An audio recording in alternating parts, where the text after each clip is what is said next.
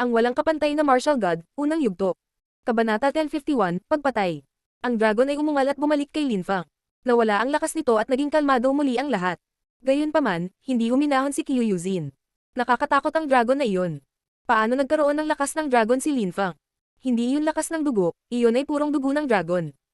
Katulad ng nakakagulat na ang kanyang dragon ay maaaring lunukan ang mga tao at ang kanilang mga espiritu. Hindi nakaimik si Qiu Yuzin. Sa sobrang bilis, kumalma siya. Palagi siyang ginugulat ni Linfang. Nagsisimula na siyang masanay. Anong klaseng dragon spirit yan? Hindi ko pa ito nakita dati. Tanong ni Qiu Yuzin. Ang aking espiritu ay isang siyam na ulo na dragon, ito ay may kakayahang lunukan ng mga bagay.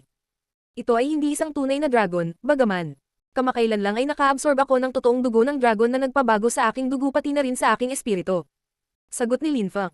Nabihag si Qiu Yuzin. Si Linfang ay sumipsip ng totoong dugo ng dragon at binago pa nito ang kanyang espiritu. Huwag mong sabihin sa akin na mayroon ka na ngayong anino espiritu. Sabi ni Qiu Yuzin sa mahinang boses. Tumiti si Linfang sa isang matangkad na paraan at naging anino. Nawala siya sa field of vision ni Qiu Yuzin. Bamuka ang bibig ni Qiu Yuzin. Nakuha ni Linfang ang silver wing spirit dahil nasipsip niya ito. Hindi niya alam na may mga ganitong espiritu. Biglang namula ang mukha ni Qiu Yuzin, mukha siyang nagalit. Subukan mo at makikita mo kung ano ang mangyayari sa iyo. Sabi ni Qiu Yuzin na nagngangalit ang kanyang mga ngipin. Niyakap siya ni Linfang, ngunit hindi niya ito makita. Sinusubukan ko, sabi ni Linfang na tumatawa ng kinakabahan. Tapos, humarap ulit ito sa kanya. Ang kanyang espiritu ay misteryoso at hindi kapaniwala. Gusto niya ito, maaari niyang silipin si Qiu Yuzin at hawakan ito nang hindi nakikita. Hindi nakakagulat na ang mga mangangaso ng kadiliman ay napakalakas sa madilim na espasyong ito. Subukan mo ulit, sabi ni Qiu Yuzin na nangingiting ngipin pero parang hindi siya ngumingiti. Napakaganda mo, sa tingin ko alam mo iyon. Sabi ni Linfang na nakangiti ng nakakaloko. Lalo kang nagiging matapang. Pagkatapos ay nagtanong si Qiu Yuzin. Ang iyong espiritu ng dragon ay may siyam na ulo, maaari mo bang lunukan ang siyam na iba't ibang espiritu? Nanatiling tahimik si Linfang at pinakawalan ng kanyang silver wing spirit. Nakakasilaw sa dilim. Nagkibit-balikat si Linfang at ngumiti. Nasa akin pa rin ang silver wing spirit. Tila ito ang paraan na sinabi mo, kung gagamit ako ng ibang ulo upang lumunok ng mga espiritu sa bawat oras, kung gayon maaari akong magkaroon ng siyam na iba't ibang uri ng espiritu. Si Qiu Yuzin ay namangha. Nakakakilabot na espiritu. Ang pagkakaroon ng dalawahang espiritu ay hindi kapanipaniwala, ang pagkakaroon ng dalawang espiritu ay itinuturing na isang regalo ng mga Diyos sa mundo ng paglilinang. Nakilala na niya ang ilang tao sa lalawigan ng bahwang na may dobleng espiritu at ang kanilang espiritu ay napakalakas. Ngunit si Linfang ay maaaring magkaroon ng siyam na espiritu. Hindi maisip ni Qiu Yuzin ang ganoong uri ng lakas. Siyempre, kung mas malakas si Linfang, mas malakas ang mga espiritu na maaari niyang makuha. Linfang, dapat kang maging mas malakas at iwasan ang espiritu ni Zuan Yuan. Biglang sabi ni Qiu Yuzin habang nakangiti. Ang mga mata ni Linfang ay kumikinang. Hindi niya akalain na napakabuti ng espiritu ni Zuan Yuan. Naisip ba ni Qiu Yuzin na napakalakas ng kanyang espiritu? Anong uri ng espiritu mayroon si Zuan Yuan? Tanong ni Linfang. Ang kanyang espiritu ay maaaring magmetamorphose at ito ay napakalakas. Kung kaya mo itong tanggapin, makikita mo kung gaano ito kapanipaniwala. Mabagal na sabi ni Qiu Yuzin. Pero kailangan mo munang magpakatatag. Tumanggo si Linfang. Ang layunin ni Linfang ay palaging maging mas malakas. Gayunpaman, hindi niya nakalimutan ang tungkol kay Mengqing. Kaya nga gusto niya talagang maging isang Imperial Cultivation Disciple, dahil baka makuha niya ang gamot na kailangan para muling maging tao si Mengqing.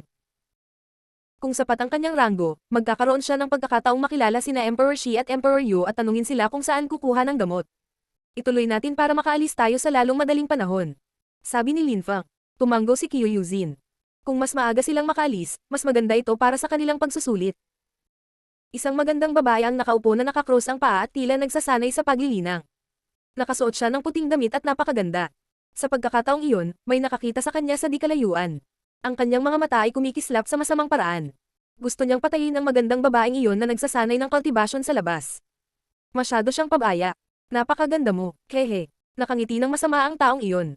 Itinago niya ang kanyang chi at lumapit sa kanya. Wala man lang siyang reaksyon. Tumiti siya sa mas masamang paraan. Sa lugar na iyon, nagagawa niya ang lahat ng gusto niya para walang ipinagbabawal. Swerte ako. Gusto niyang lumapit sa kanya at patayin siya, ngunit kasabay nito, isang nakasisilaw na puting liwanag ang lumitaw at isang nakakatakot na chi ang gumalaw patungo sa kanya. Malaki ang pagbabago sa kanyang mukha dahil hindi na siya makatakas. Biglang sumakit ang buong katawan niya at bumagsak. Hunter ng kadiliman. Sabi niya sa mahinang boses. Iyon ang mga huling salita niya. Siya ay namatay, pinatay ng mga mangangaso ng kadiliman.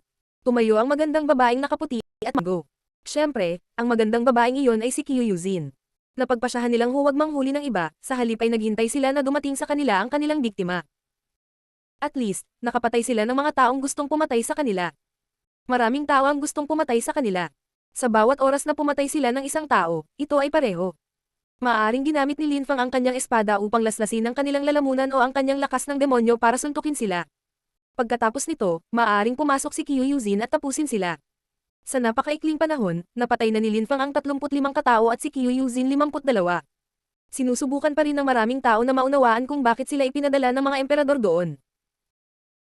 Ang ilang mga tao ay nag-iisip na ang mga emperador ay nais na makita kung sila ay sapat na determinado na pumatay ng mga tao ng may malamig na puso at ang iba ay nag-iisip na ang tanging paraan upang maging mas malakas ay ang patayin ng lahat ng mga taong ito. Marahil ito ay kaunti sa lahat. Lumipas ang kalahating araw at nakapatay na si Lin Fang ng 40 tao, kaya tapos na siya. Si Qiu Yuzin ay pumatay ng 69 na tao kaya mayroon pa rin siyang huling tao. Ang walang kapantay na martial god, unang yugto. Kabanata 1052, Pagharang. Sa sandaling iyon, sina Lin Fang at Qiu Yuzin ay patungo na ngayon sa isang mas sentral na lokasyon. Naisip nila na ang paghahanap ng isang tao doon ay hindi masyadong mahirap. Gayunpaman, nagulat sina Lin Fang at Qiu Yuzin nang makitang walang tao doon. Biz. Medyo matagal bago tumakbo ang ilang chi patungo sa kanila. 3 tao ang lumitaw sa harapan nila. Tiningnan nila sina Lin Fang at Qiu Yuzin na may hindi kapani-pani walang malamig na kilos. Halos tapos na rin ba ang mga taong iyon sa kanilang kota sa pagpatay? Iyon ba ang dahilan kung bakit sila nasa gitnang lugar? Kung ganoon nga ang kaso, pareho sila nang iniisip ni Lin Fang at Qiu Yuzin. 2 pang biktima. Sabi ng isa sa kanila na walang pakiamiti. Brother, kung papatayin natin sila, tapos na tayo at makakabalik na tayo. Makakakuha tayo ng ilang kamanghamanghang mga kasanayan sa Star Tower at lalo kang lalakas. Sabi ng isa sa kanila. Sila ay iba pang mga alagad ng imperial na paglilinang sa lalawigan ng Bahwang. Ang mga nakaalis dito ng buhay ay lahat ay malalakas, at ang malalakas na cultivator ay nakakakuha ng mahusay na mga kasanayan. Ang batas ng paglilinang ay hindi nagbago. Ang mahihina ay namamatay, ang malalakas na tao ay nabubuhay. Kunin ang bawat isa at umalis na tayo. Walang pakialam na sabi ng leader ng grupo sa 2 pa. Siya ay nagtataglay ng ikatlong mata na mukhang kakaiba. Espiritu ng mata. Si Lin Fang ay nakakita ng maraming uri ng mga espiritu noon at iyon ay isang pupil spirit. Ang kanyang ikatlong mata ay nagkakalat ng mga ilaw na bumabalot kina Lin Fang at Qiu Yuzin. Nagtataka ako kung anong uri ng lakas ang taglay ng espiritong iyon. Isip ni Lin Fang. Gusto niyang gumalaw, ngunit hindi niya magawa. Para silang na-stuck sa isang bola ng liwanag. Ang kanyang empty space bestial illusion technique ay medyo katulad, ngunit ang kanyang empty space illusion ay naglalaman ng ibang uri ng lakas. Patayin sila. Sabi nung may pupil technique. Ang iba ay tumango at lumipat patungo kina Lin Fang at Qiu Yuzin. Isang cultivator ng ika-6 na layer ng Tianqi ang sumalakay kay Qiu Yuzin at isa sa ika-5 layer ng Tianqi na umatake kay Lin Fang. Pupil technique, constriction. Sigaw ng may pupil spirit sa magaspang na boses. Lalong naaapi sina Lin Fang at Qiu Yuzin. Anong kakaibang espiritu? Isip ni Lin Fang. Bago dumating sa lalawigan ng Bahwang, si Lin Fang ay mamangha pagkatapos makita ang espiritong iyon, ngunit ngayon ay nakakita na siya ng iba't ibang mga espiritu. Kinuha niya ang sandaling ito upang madama ang mga mapang api na enerhiya at maunawaan ang mga ito. Autumn Moon. Malamig na sigaw ni Qiu Yuzin. Isang cultivator ng ika-6 na layer ng Tianqi ang umaatake sa kanya, ngunit masyado siyang kumpiyansa sa kanyang sarili. Akala ba niya napakahina ni Qiu Yuzin at Lin Fang? Inilabas ni Qiu Yuzin ang kanyang Autumn Moon Spirit, na bumaba mula sa langit patungo sa kanyang kalaban. Nagulat ang kalaban at biglang nakaramdam ng lamig. Magandang babae sa buwan. Sigaw ni Qiu Yuzin. Bigla, hindi na siya nakatayo sa tabi ni Lin Fang. Kahit si Lin Fang ay hindi alam kung ano ang kanyang ginagawa. Ang kalaban na nagpakawalan ng kanyang espiritu ay nalilito, nasaan siya? Lumitaw ang isang maganda at malamig na taglagas na layunin ng buwan sa taglagas at isang silweta na mukhang celestial ang lumitaw sa harap ng buwan.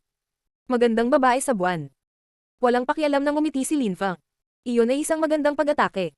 Pagkatapos niyang magpakita, tumalsik ang dugo kung saan-saan. Ang kalaban ay walang oras na mag-react dahil agad siyang pinatay ni Qiu Yuzin gamit ang kanyang malamig na enerhiya. Gaano kalakas? Sabi ni Lin Fang na tumatawa.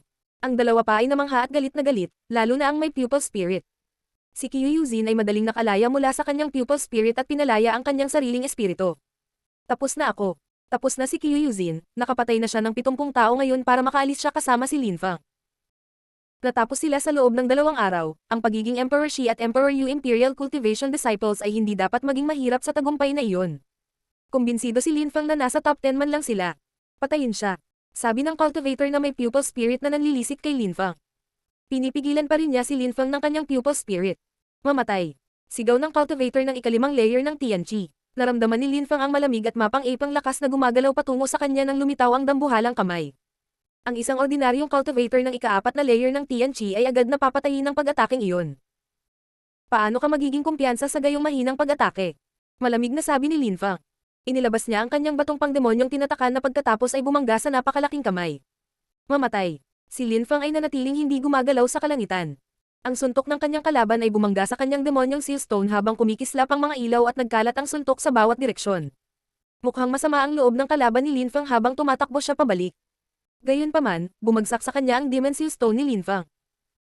Ang pagpatay ng mas maraming tao kaysa sa kinakailangan ay hindi dapat maging isang problema. Sabi ni Linfang.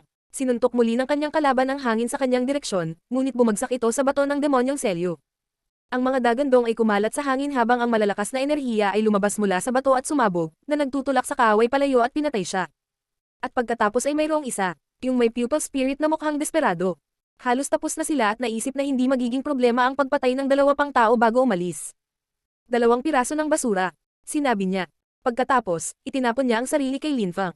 Biz. Inilabas ni Linfang ang kanyang silver wing spirit, gustong hadlangan ang pupil spirit ng kanyang kalaban.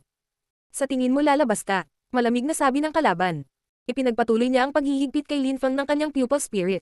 Ang walang kapantay na martial god, unang yugto. Kabanata 1053, Coldness Moon Shadow. Autumn Moon. Muling pinakawalan ni Kyuyuzin ang kanyang moon spirit habang binalot ng mga ilaw ang cultivator na umaatake kay Linfang. Napaungo si Linfang at ginamit ang kanyang empty space bestial illusion technique. Isang malanyebe na landas ang lumitaw sa kanilang paligid. Ang kaaway ay sumuntok sa direksyon ni Linfang, ngunit napagtanto niya na ang kanyang suntok ay napigilan ng ilang uri ng lakas. Hindi siya makalapit kay Linfang gaano man siya kabilis tumakbo. Ang mga nakakasilaw na ilaw ay nagpapaliwanag sa hangin habang inilabas ni Linfang ang kanyang Tianqi sword. Ang kanyang kalaban ay nakalusot sa ikapitong layer ng Tianqi kaya kailangan ni Linfang ang kanyang banal na sandata upang makakuha ng kalamangan. Ang kanyang espada ay gumuhit sa kalangitan at ang salitang mamatay ay lumitaw sa itaas.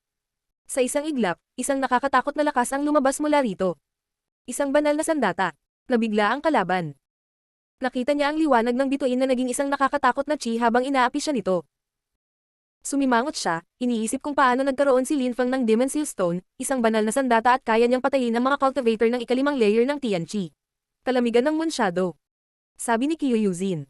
Sa isang iglap, lumitaw ang isang napakalamig na buwan. Yuzin, lumayo ka. Sabi ni Linfang habang ang kanyang Tianqi sword ay nahulog mula sa langit patungo sa kaaway. Ito ay naging isang nakasisilaw na sinag ng liwanag at naglalaman ng isang nakakatakot na lakas. Hindi. Sigaw ng tao. Gayunpaman, huli na ang lahat. Ang mga anino ng buwan ay nakapalibot sa kanyang katawan at nagsisimula na siyang mag-freeze. Pagkatapos, napalibutan din siya ng mga sword light na iyon at namatay. Si Kyuyuzin ay lumipad pabalik kay Linfang at sinabi, "Bakit hindi mo ginamit ang iyong banal na sandata noon? Ito ay isang panlabas na lakas. Kahit na kailangan kong gamitin ang sarili kong lakas para magamit ito, hindi ito bahagi ng aking katawan. Ang isang tunay na cultivator ay hindi dapat umasa sa mga panlabas na kasangkapan sa lahat ng oras. Dapat lang akong gumamit ng ganoong malalakas na sandata laban sa parehong malalakas na mga kaaway." Mahinahong sabi ni Linfang. "Kung ang mga taong iyon ay hindi mas malakas kaysa sa akin, hindi ko gagamitin ang aking mga armas. Aasa lang ako sa sarili kong lakas. Mas naiintindihan mo ang paglilinang kaysa sa karamihan ng mga tao. Hindi katakatakang tinalo mo si Zuan Yuan kapag nasa parehong level ka." Nakangiting sabi ni Kyuyuzin. "Terena, nagpapasalamat ako sa mga taong umambos sa amin. Salamat sa kanila, naabot namin ang aming kota at ngayon ay maaari na kaming bumalik sa Tiantay para maging mga alagad ng imperial na paglilinang." Nakangiting sabi ni Wang. Siya ay naglakbay mula sa Ganyu hanggang sa lalawigan ng Bahwang, hindi lamang upang maging isang alagad ng paglilinang ng imperial, kundi upang maging mas malakas. Bilang alagad ng imperial na paglilinang, magkakaroon siya ng marami pang pagkakataon. "Talaga," sabi ni Kyuyuzin na tumatango. Pumunta silang dalawa sa altar. Mabilis silang nakarating sa isang arko na kuweba na may maraming altar ng paghahain. May mga tagapagtanggol sa harap ng bawat altar. Lahat sila ay mga Zun cultivator sa ilalim ng pangangasiwa ng mga dakilang emperador. Sa hindi kalayuan sa kanila ay may ilan pang mga tao. Ang isa sa kanila ay tila galit na galit at ang kanyang chi ay mukhang nakakatakot. "Ano ang problema, Gu Xiao?" Tanong ng isang tao. "Nasaan si Guli at ang dalawa pa? Dalawa pa lang ang dapat nilang patayin." "Nasira ang anteng-anteng ni Guli," sabi ni Gu Xiao. "Ano?" Nagbago ang ekspresyon ng mukha ng isa. "Kung nasira, patay na ba sila?" "Paano naman? Dalawa pa lang ang kanilang papatayin at napakalakas ni Guli." Sabi ng isa pa, si Guli at Gu Xiao ay dalawang magkapatid. Dumating sila roon para lumaban at bumalik sa Star Tower para lumakas. Hindi nila akalain na isa sa kanila ang mamamatay sa huling sandali. Hindi ko alam. May mga taong pinatay sila sa tingin ko. Kung may pumunta dito sa lalong madaling panahon, malamang na sila ang mga pumatay. Sabi ni Gu Xiao. Talaga, si Gu Li ay patay na ngayon. Maghintay tayo rito at patayin ang mga darating, para ipaghiganti siya. Sabi ng isa pa, tumanggo si Gu Xiao. Naghintay doon ang 3 tao. Bukod sa kanila, marami pang iba. Napakalakas ng mga naghintay doon. Ang ilang mga tao ay masyadong tamad na manghuli, kaya naghintay na lamang sila sa labasan para sa kanilang mga biktima. Kung sino mang mahihinang tao ang sumubok na umalis, madali nilang mapapatay ang mga ito. Ang ilang mga tao ay nanginginig sa pag-iisip tungkol sa kung sino man ang nang-ahas na pumatay sa nakababatang kapatid ni Gu Xiao, si Gu Li. Hindi mahina si Gu Li kaya malamang na malakas ang pumatay sa kanya. Ngayon man lang, kung makikita nila si Gu Xiao na lumaban, ito ay isang magandang palabas. Agad na naunawaan ni Lin Fang at Qiu Yuzin kung ano ang nangyayari pagdating nila. First time nila roon kaya naisip nila dati na madaling umalis. Gayunpaman, maraming tao ang naghihintay sa paligid ng mga altar para sa kanilang mga biktima. Si Lin Fang at Qiu Yuzin ay hindi huminto ng napakalayo sa karamihan. Hindi nila alam ang gagawin. Maraming tao ang nakatingin sa kanila. Lalo na ang isa sa kanila. Siyempre si Gu Xiao iyon. Nakatuon siya kina Qiu Yuzin at Lin Fang, ngunit hindi siya makatiyak.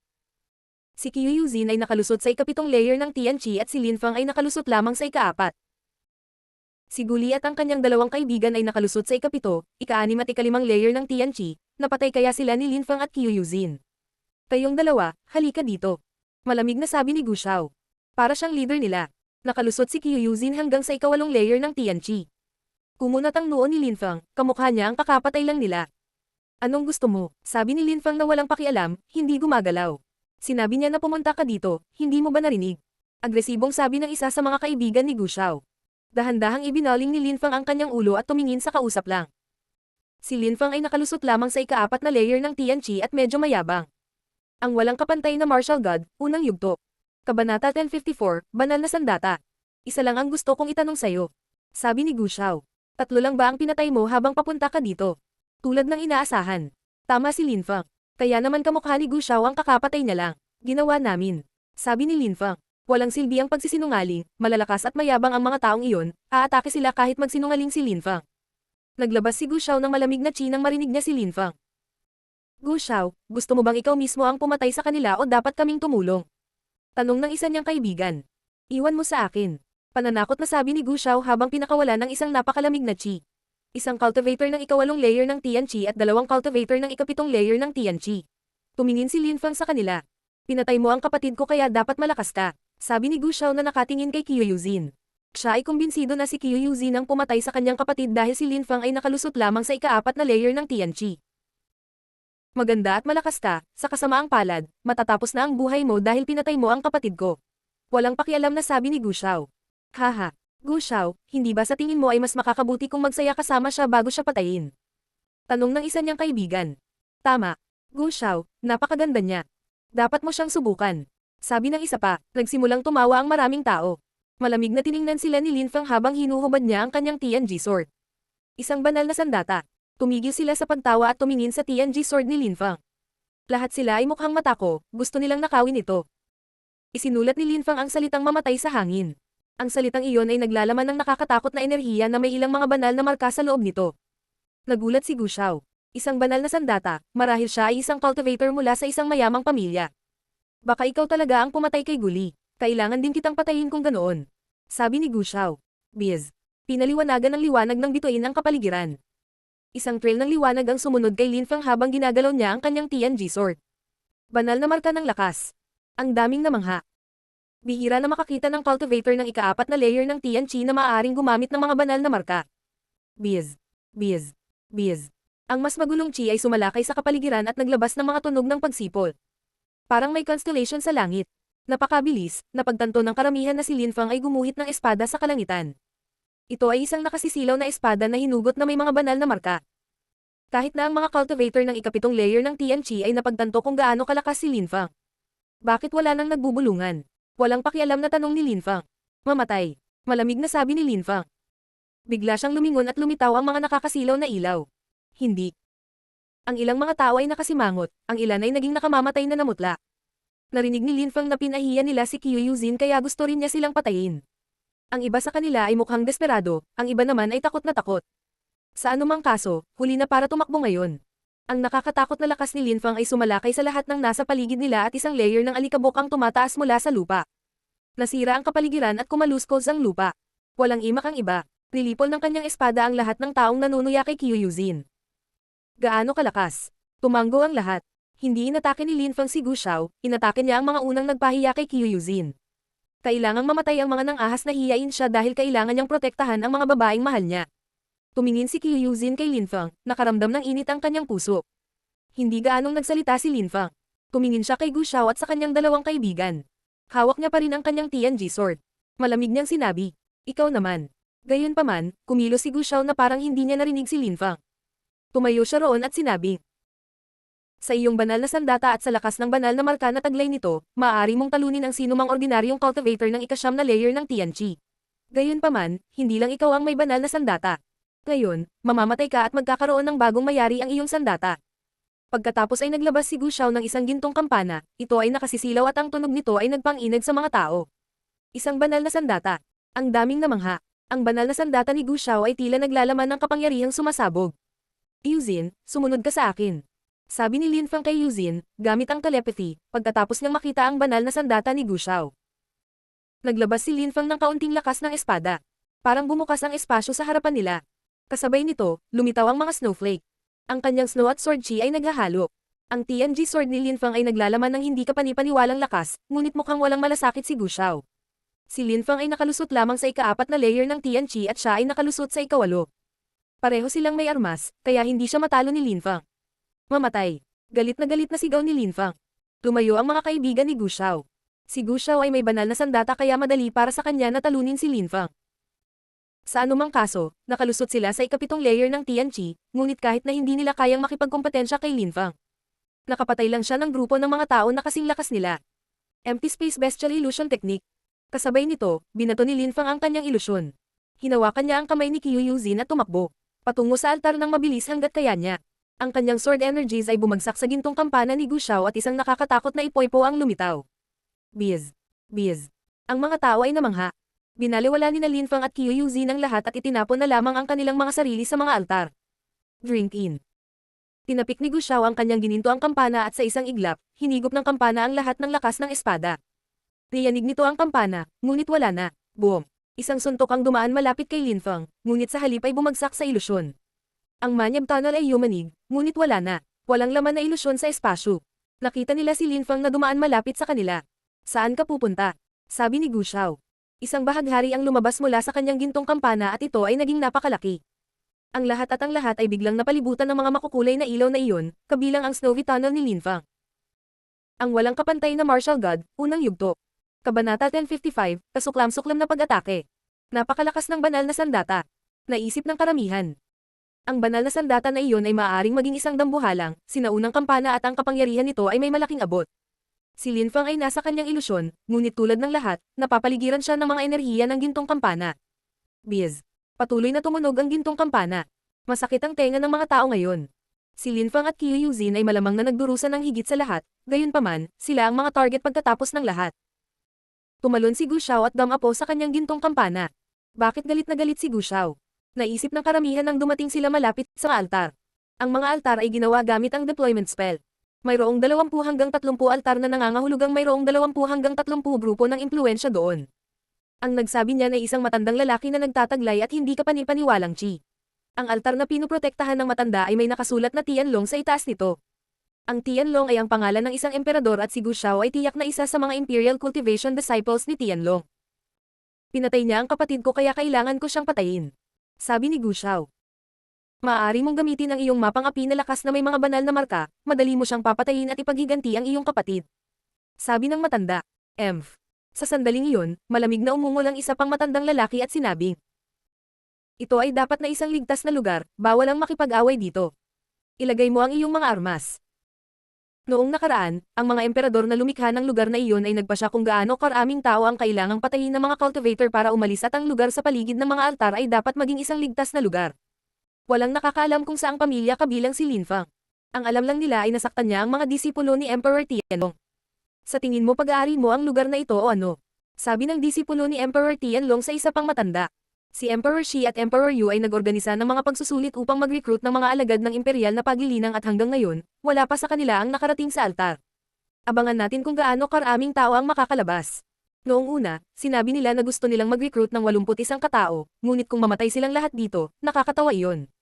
Tumahimik ang lahat at tumigil sa pagsasalita para makinig sa matatanda. Ang matanda na nagsabing bawal makipaglaban doon ay nagpoprotekta sa isang altar na nagsasabing Emperor Yu at Emperor Shi. Nagkaroon ng tensyon sa pagitan ni Emperor Tianlong at Emperor Shi at Emperor Yu. Alam ng lahat ang tungkol doon. Ito ay isang patakaran na napagpasyahan noong nilikha ang lugar na ito. O maaaring hindi mo na kailangang sumunod sa mga tuntunin at hindi mo na iginagalang ang lahat ng iba pang mga emperador. Sabi ni Emperor Shi at ng disipulo ni Emperor Yu. Ang isa pang matandang lalaki ay dumaing at sinabi kay Gu Shao. Gu Shao, malamang napatay mo na sila gamit ang iyong kampana. Alisin mo at tingnan natin. Tumanggo si Gu Shao. Naisip niya na sina Lin Fang at Qiu Yuzin ay nasa kanyang kampana, patay na. Isa itong banal na sandata kung tutuusin at napakalakas niya. Kumalat sa hangin ng mga dagandong nang alisin ni Gu Shao ang kanyang kampana. Gayunpaman, isang nakakatakot na espada na si Qi ang sumalakay sa buong espasyo habang itinataas niya ang kampana. Si Qiu Yuzin ay biglang napalibutan ng mga banal na marka ng espada. Mamatay. Galit na sigaw ni Lin Fang. Muli niyang hinugot ang kanyang Tianji sword at ang lakas nito ay lumipat patungo sa gintong kampana. Biz. Boom boom boom. Isang nakakatakot na tunog ang kumalat sa hangin kaya natigilan si Gu Shao. Tara na, sabi ni Lin Fang na sumulyap sa altar ni Emperor Yu at Emperor Shi. Ha? Nagulat si Emperor Shi at ang disipulo ni Emperor Yu. Papunta sa kanila sina Lin Fang at Qiu Yuzin. Ang mga taong iyon ba ay nakaupo sa kanilang pagsusulit? At saka, sila ang unang nakarating dito, ibig sabihin, una at pangalawa sila. Tumingin ang disipulo ni Emperor Tianlong kay Lin Fang at malamig na sinabi. Sa tingin mo ba madali kang makakaalis? Bigla siyang lumitaw sa likod ni Lin Fang at Qiu Yuzin at naglabas ng nakakatakot na lakas. Hawak pa rin ni Lin Fang ang kanyang Tianji sword habang sinusubukan niyang harangan ang pag-atake ng matanda. Walang hiya. Si Emperor Shi at ang disipulo ni Emperor Yu ay biglang nagmukhang galit na galit. Ang mga tagapagtanggol na iyon ay mga zone cultivator na nanatili roon upang ipatupad ang mga patakaran. Napakawalan Jia para kay Gu Shao na salakayin sina Lin Fang at Qiu Yuzin habang sila ay papaalis. Iyon ay hindi paggalang kay Emperor Shi at Emperor Yu. Asar. Galit na sigaw ni Lin Fang. Sinuntok niya ang hangin sa direksyon ng gintong kampana at muli sa direksyon ng walang hiyang matanda. Empty Space Bestial Illusion Technique. Kinailangan ni Lin Fang na gamitin muli ang kanyang Empty Space Bestial Illusion Technique. Mas mahina ito sa pagkakataong ito. Hinawakan niya ang mga kamay ni Qiu Yuzin at tumakbo patungo sa altar. Maaari mong gamitin ang altar, huwag kang mag-alala, bilisin mo lang. Sigaw ni Emperor Shi at ng disipulo ni Emperor Yu. Agad niyang binuksan ang daan para umalis sina Lin Fang at Qiu Yuzin. Tumanggo si Lin Fang, ang mga enerhiya sa paligid ng altar pagkatapos ay bumalat kina Lin Fang at Qiu Yuzin. Bastos ka, galit na sigaw ni Gu Shao. Ang kanyang gintong kampana ay naging maliwanag at lumipat patungo sa matandang nagbabantay sa labasan. Bastos. Hinampas ng matanda ang gintong pana. Sa kabilang panig, sinuntok ng disipulo ni Emperor Tianlong ang hangin sa direksyon ng isa pang matanda habang tumatakbong sinusundan si Lin Fang. Napakawalan Jia. Galit na galit si Emperor Shi at ang disipulo ni Emperor Yu. Inatake talaga ng disipulo ni Emperor Tianlong sina Lin Fang at Qiu Yuzin habang papaalis sila. Biz. Sina Lin Fang at Qiu Yuzin ay nasa loob ng walang laman na ilusyon ni Lin Fang habang binalot sila ng pag-atake ng matandang Zone Cultivator. Kabom. Nabasag ang walang laman na ilusyon ni Lin Fang. Ito ay makapangyarihan, ngunit laban sa isang Zone Cultivator, ito ay hindi masyadong kapaki-pakinabang. Ang kanyang enerhiya ay patuloy na lumilipat patungo kina Lin Fang at Qiu Yuzin. Ilipat. Sabi ni Qiu Yuzin habang hinahawakan si Lin Fang. Pero may sumulpat sa harapan nila, pinuprotektahan silang dalawa. Asar. Makapangyarihang mga enerhiya ang lumipat patungo sa taong iyon. Boom boom. Biz. Nanginginig ang kapaligiran habang nawala sina Lin Fang at Qiu Yuzin. Wala na sila. Slam ng matanda na hindi niya nagawang patayin sina Lin Fang at Qiu, kaya galit na galit siya. Galit din si Xiao. Pagkaraan ng ilang sandali, bumalik sina Lin Fang at Qiu Yuzin sa Tiantai. Hay salamat. Gayunpaman, si Lin Fang ay umuubo ng dugo. Nasugatan siya dahil sa lakas ng matanda. Anong mali? Sabi ni Hao Qinglin nang makita niyang umuubo ng dugo si Lin Fang. Nasugatan lang siya, paano na? May umatake ba kay Lin Fang sa harap ng altar?